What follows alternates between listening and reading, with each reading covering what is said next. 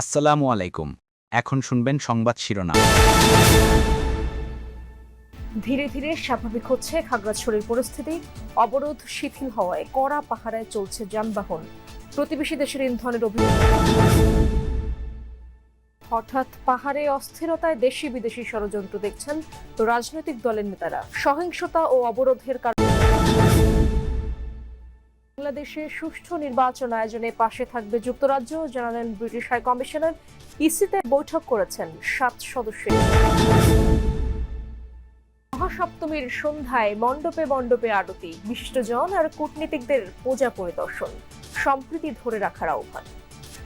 এতক্ষণ শুনছেন সংবাদ শিরোনাম, এখন শুনবেন বিস্তারিত।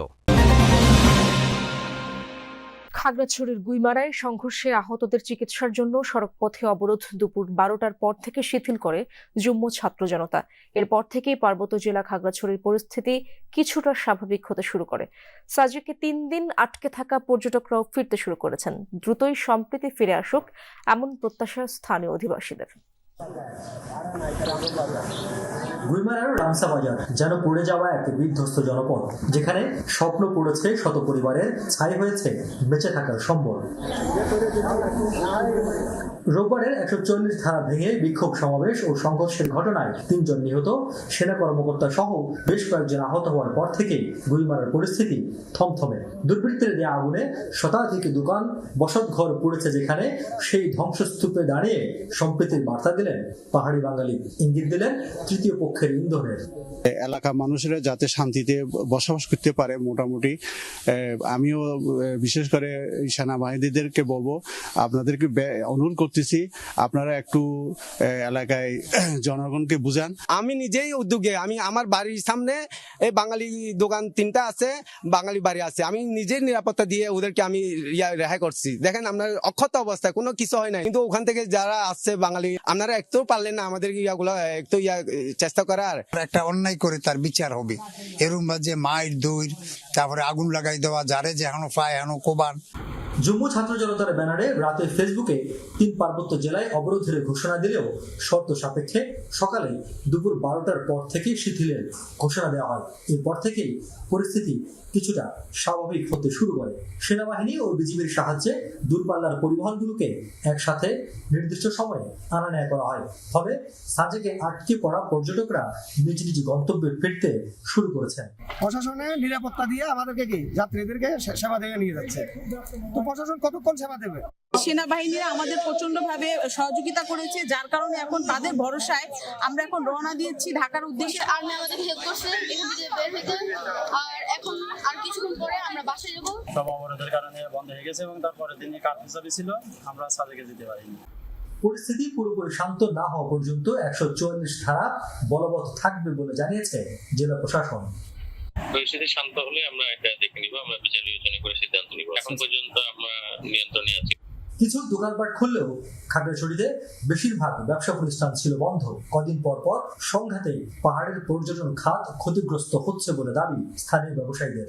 এই ধরনের ঘটনা ঘটলে পর্যটকদের উপরে প্রভাব ফেলে এবং পর্যটন খাতের উপরে প্রভাব পড়ে, যা অর্থনৈতিকভাবে ক্ষতিগ্রস্ত। বিভেদ ভুলে সবুজ পাহাড়ে দ্রুতই সম্প্রীতি ফিরে আসুক এমন প্রত্যাশা স্থানীয় অধিবাসীদের। এখন পর্যন্ত পাহাড় মোটামুটি শান্ত রয়েছে, অর্থাৎ খাগড়াছড়ির যে পরিস্থিতি, গুইমারা যে গতকালকে যেখানে বড় ধরনের ঘটনা ঘটেছিল সেটি অনেকটা শান্তই রয়েছে। শহরের অবস্থা অনেকটা স্বাভাবিক, জনজীবন, মানুষ চলাফেরা করতে শুরু করেছে, যানবাহন শুরু করেছে, দোকানপাট আস্তে আস্তে ধীরে ধীরে খুলতে শুরু করেছে। রিয়াজ রায়হান, যমুনা নিউজ, গুইমারা, খাগড়াছড়ি। হঠাৎ পাহাড় অশান্তির ঘটনা বিচ্ছিন্ন কোনো বিষয় নয় বলে মনে করে বিএনপি, বরং এই ঘটনার পেছনে কোনো পক্ষের মাস্টার প্ল্যান থাকার আশঙ্কা করছে দলটি। বিএনপি নেতারা বলেন, পাহাড়ে আবারও পুরাতন খেলা শুরু হয়েছে। দেশের ভাবমূর্তি নষ্ট করার জন্য দেশে বিদেশে নানা ষড়যন্ত্র চলছে। দেশের চলমান সংকট নিরসনে জাতীয় নির্বাচনের কোনো বিকল্প নেই, এমন শিরোনামে জাতীয় প্রেস ক্লাবে আলোচনা সভার আয়োজন করে জাতীয়তাবাদী মুক্তিযোদ্ধা দল ও প্রজন্ম দল। আলোচনায় উঠে আসে দেশের উত্তপ্ত রাজনীতির পাশাপাশি পাহাড়ি অঞ্চলের সংঘাতের ইস্যু। এখানে একটি জনপ্রতিনিধিত্বমূলক পার্লামেন্ট প্রতিষ্ঠা করতে হবে। পাহাড়ে বাঙালি স্থানান্তরের জিয়াউর রহমানের ঐতিহাসিক পদক্ষেপের প্রশংসা করেন বিএনপি নেতা হাফিজউদ্দিন আহমদ। বলেন, দূরদর্শী সেই সিদ্ধান্ত না নিলে যে কোনো সময় পাহাড় অন্য দেশের অংশ হয়ে যেত। হিল ট্র্যাক্সে আবার শুরু হয়েছে পুরানো খেলা। এই চট্টগ্রাম হিল ট্র্যাক্স ইতিমধ্যে সেখানে ভারতীয় পতাকা উঠত বহু বছর আগে থেকেই।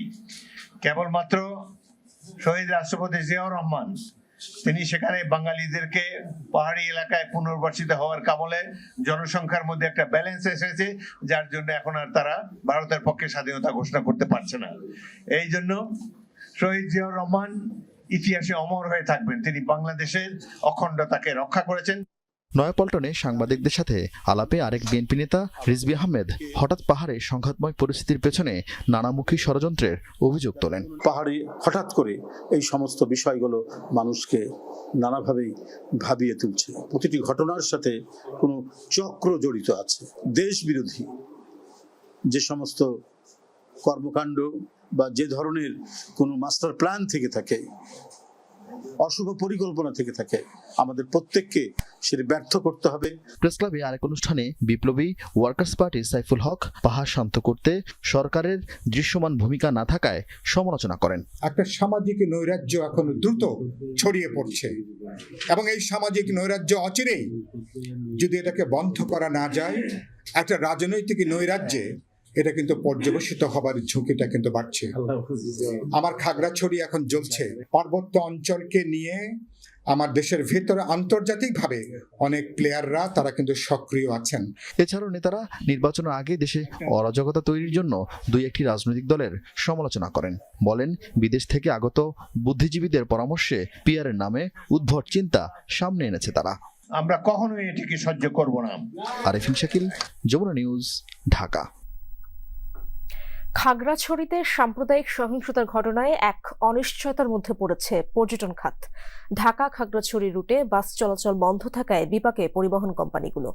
পর্যটন এলাকা ও পূজার ছুটি থাকায় যাত্রীদের চাপ থাকলেও বাতিল করতে হচ্ছে বাসের যাত্রা, ফেরত দিতে হচ্ছে যাত্রীদের টাকা, বুকিং বাতিল হয়েছে হোটেলের।